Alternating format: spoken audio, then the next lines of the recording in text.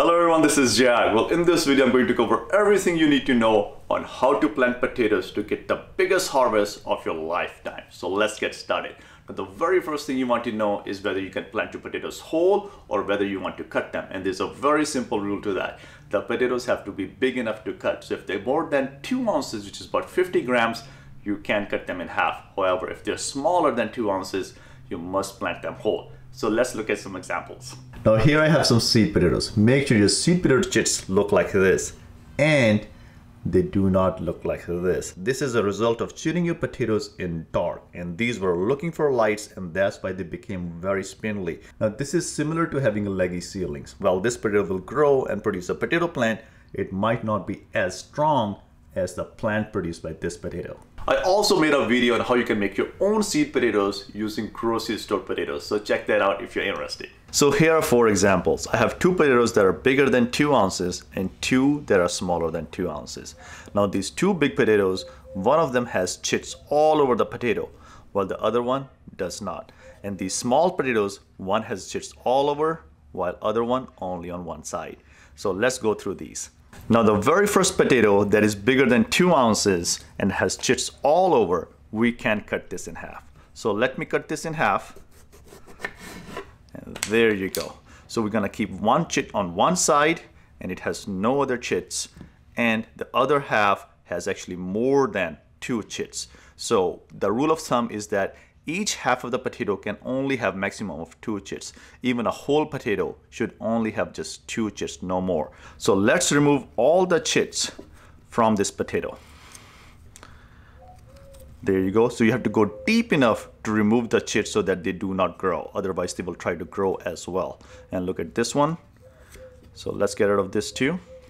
And now we are left with one half with only 2 chits and another half with only 1 chit, and this is exactly what we are looking for. Now here's a big potato with only 1 chit. However, this 1 chit is also trying to grow 4 different plants, but it does not have any other chits on the other side. So there is no reason to cut this potato. Even though it is producing this kind of chit, we are going to get rid of it because we are only going to have maximum of 2 chits. So any other little chits like this, we are going to get rid of. Now out of these 4 chits, let me remove 2. So I'm going to take off this one and this one. There you go.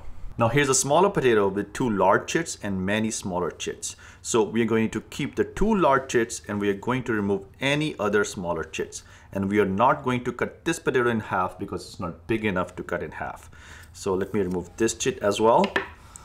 There you go. I don't see any more chits on this potato, so this is ready to go. Now here's a smaller potato that has chits all over. Now your inclination is just to cut it in half and use both half of the potato. However, this potato is just way too small to cut in half. So what we're going to do is we're going to keep 2 large chits, 2 healthy chits, and we are going to remove any other smaller chits on it. There you go. Now if you have a whole potato or a cut potato, the rule of thumb is to have maximum of 2 chits. Doesn't matter if it's a whole potato or a cut potato, because if you have more than 2 chits, if you have chits all over the potato, you'll get lots of potatoes but very small potatoes. However, if you limit your chits to just 2 chits, you'll get less potatoes but really big potatoes. Also, do not plant your potatoes like this. They have to properly cure to plant. If you plant them like this, the plants can harbor disease and fungus. So in order to properly cure the potatoes, just place the potatoes face up on a shelf or a counter and then just let them cure for about a week. After a week, a scab will form on the cut side of the potato, and also on the whole potatoes, we actually cut out the chits of the potatoes as well. And once the scars are properly cured and scabbed over, they're ready to plant outside. So let's go outside and plant them, and I'll cover everything and what kind of growing medium goes into planting potatoes and what kind of fertilizer and other additives you need to plant potatoes. However, before we go outside, let me tell you something. I like to keep my videos really short and right to the point so I don't take any more of your time. So if you're liking the content of this video so far, consider subscribing and turn on the bell notifications. And now let's go outside. Now to plant my potatoes, I use these wooden boxes that are 2 feet by 2 feet. And I make these wooden boxes using redwood fence pickets, and they're very easy and cheap to make. You can also use cardboard boxes to grow your potatoes too. I made a separate video on growing potatoes in 5 different containers, so check that out if you're interested. Now to grow your potatoes, you need loose soil, up to 12 inches deep. Now you can achieve that in a raised bed, in a wooden box, or a cardboard box, or you can make berms in an open field. You also need proper spacing to grow really big and huge potatoes. Now the proper plant spacing for growing potatoes should be 12 inches apart, and row spacing should be at least 16 inches apart. Now let's prepare our growing medium, our soil, for growing these potatoes. So I have 2 of these stacked up to give me a little bit more height. Now in order to grow my potatoes, I use 50% native soil, 40% compost, and 10% coconut coir. And that's because I have clay soil. Clay soil is really heavy. So in order to loosen up the soil, I add organic matter, which compost provides. Now if you have sandy soil, you can also add compost to help retain moisture in the soil, because sandy soil drains much faster than clay soil. So no matter what the composition is of your soil, you can just follow this rule. To grow potatoes in these containers or in cardboard boxes, just use 50% native soil, 40% compost, and 10% coconut coir. The first thing we're going to do is add fertilizer to the soil. So I'm using 442 organic chicken manure fertilizer, and I use about 1 cup per square feet. Now I use an organic fertilizer. It's a very slow releasing fertilizer and very light fertilizer with NPK ratio of 4:2. So it's very light as considered to other chemical fertilizer, which are 16, 12, something like that. So if you're using chemical fertilizer, you want to use quarter the amount of fertilizer that I added in there.